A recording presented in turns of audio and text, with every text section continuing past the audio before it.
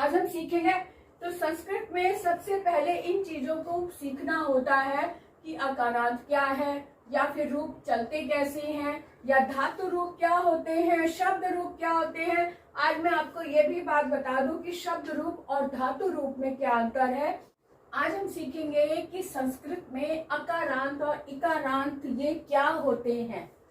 संस्कृत में अकारांत, इकारांत, उकारांत या ऋकारांत ये सब क्या है, इनके बारे में जानने के लिए सबसे पहले हमें वर्ण विच्छेद सीखना होगा। वर्ण विच्छेद के माध्यम से हम देखेंगे कि अकारांत क्या है या इकारांत क्या है।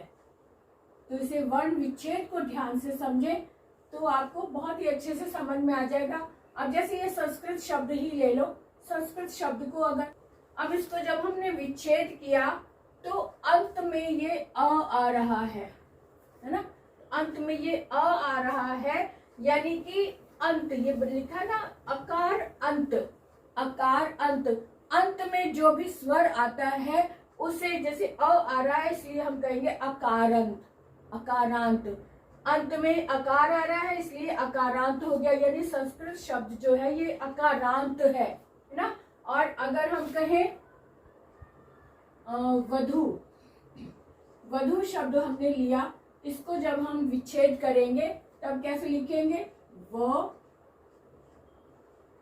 प्लस अ, क्योंकि व में अ वर्ण आ रहा है, इसकी आवाज आ रही है, और ध में बड़ा ऊ है तो बड़ा ऊ, तो इसके अंत में ऊ आ रहा है तो इसका मतलब ये ऊकारांत है, बड़ा आ है ऊकारांत, यानी अंत में जो भी स्वर आ रहा है उसके आधार पर हम मानते हैं कि ये शब्द उकारांत है या ये शब्द अकारांत है या ये शब्द आकारांत है।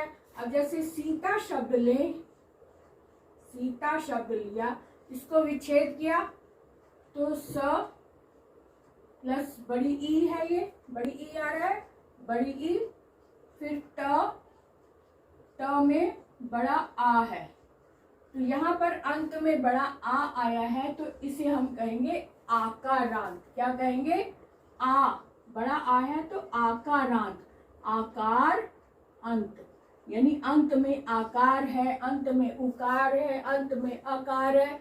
इसके आधार पर हम डिसाइड करते हैं कि कोई शब्द अकारांत है या इकारांत है या उकारांत है या फिर ऋकारांत है। अब जैसे एक और शब्द ले हम, पितृ,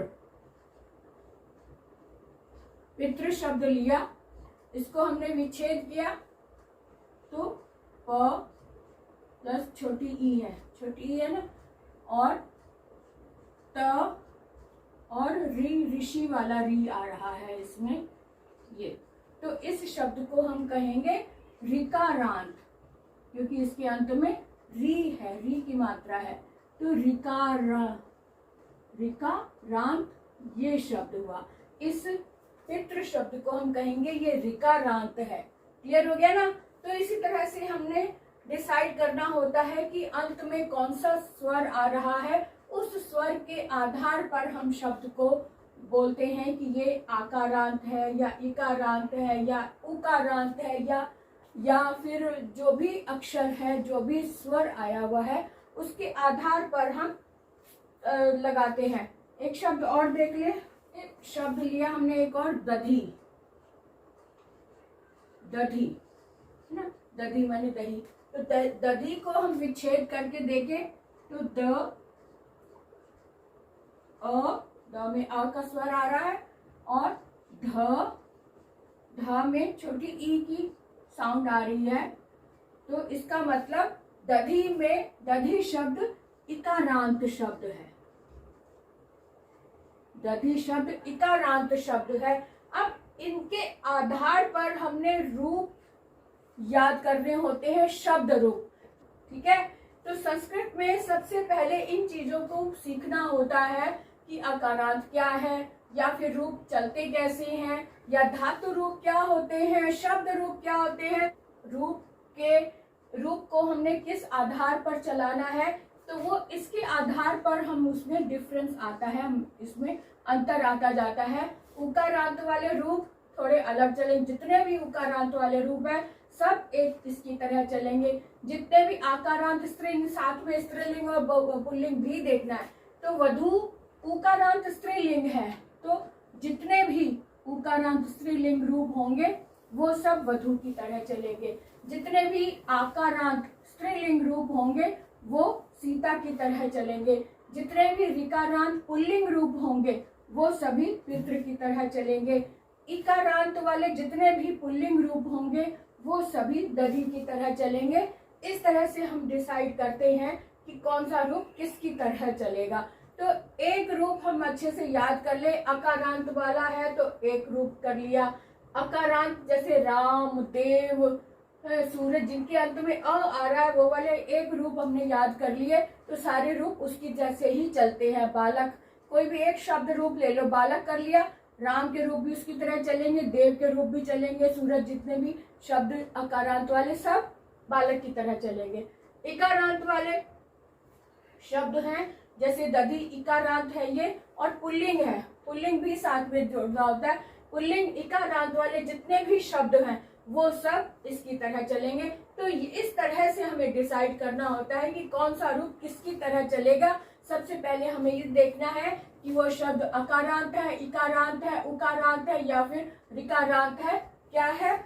इसके आधार पर ही हम डिसाइड करते हैं कि रूप को किस तरह से सीखा जाए। आज मैं आपको ये भी बात बता दूं कि शब्द रूप और धातु रूप में क्या अंतर है, तो आपको ये बात भी समझ में आ जाएगी। अब हम समझे कि शब्द रूप और धातु रूप में क्या अंतर है। शब्द रूप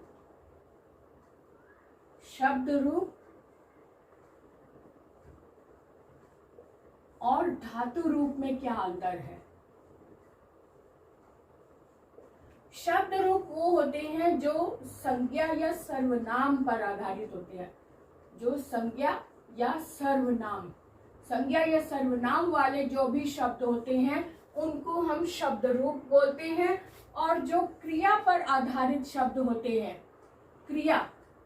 जो क्रिया पर आधारित शब्द होते हैं उन्हें हम धातु रूप बोलते हैं। धातु को जो मेन मुख्य धातु होती है, जो क्रिया का जो मूल रूप होता है, उसे संस्कृत में या शुद्ध भाषा में या तत्सम शब्द में धातु बोलते हैं। इसलिए धातु क्रिया वाले रूप, जितने भी क्रिया वाले शब्द होते हैं उनके रूप धातु की तरह चलेंगे। और जितने भी संज्ञा या सर्वनाम वाले शब्द होते हैं उन सभी को हम शब्द रूप का नाम देते हैं।